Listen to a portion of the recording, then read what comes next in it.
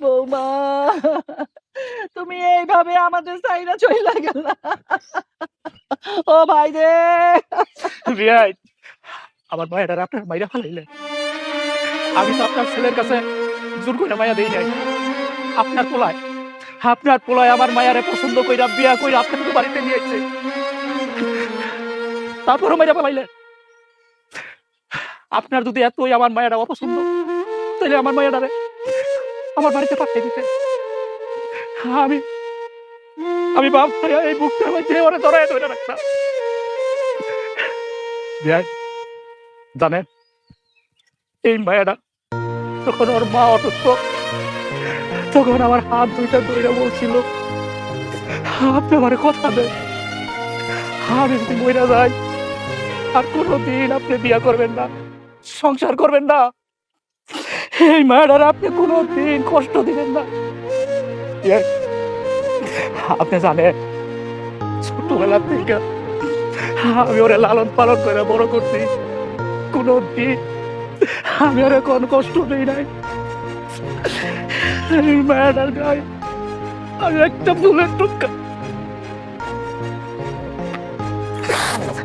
একদিন ওর খাওয়া তো হয়েছিল, খুব বড় অসুখ ছিল। আমি আমার এই কান্দে কইরা ডাক্তারের কাছে নিয়ে গেছিলাম।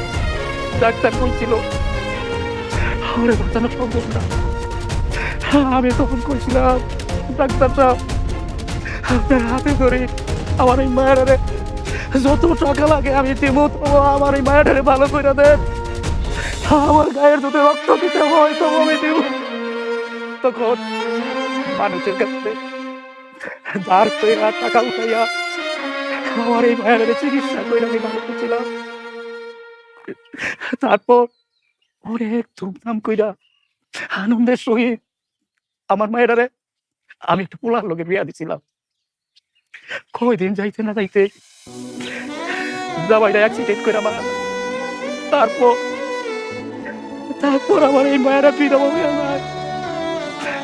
আমার এই মায়েরা ইচ্ছা করে বিধবা হয় নাই। আপনার ছেলে আমার মায়েরারে পছন্দ কইরা এই বিধবা মায়েরারে আপনার ঘরের বউ করে আসছিল। আর আপনারা আমার জীবনে শেষ করে দিলেন। মায়ের মায়েরা বলেন আমার বুকটা খালি করে দিতেন।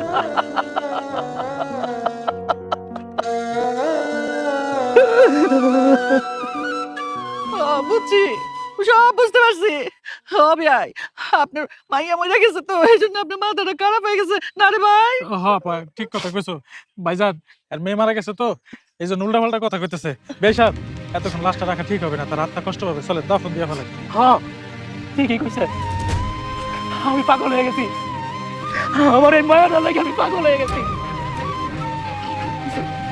আবার আমার মায়া আপনাকে কেউ ধরতে হইব না, কেউ দাপন করতে হইব না। আমি আমার মায়েরারে আমি একাই দাপন করবো। আমারে তুই আমারে মাফ করে দিস মা। আমি তোকে বাঁচাইতে পারলাম না মা, তুই আমারে ক্ষমা করে দিস মা। আমারে তুই ক্ষমা করে দিস। আল্লাহ,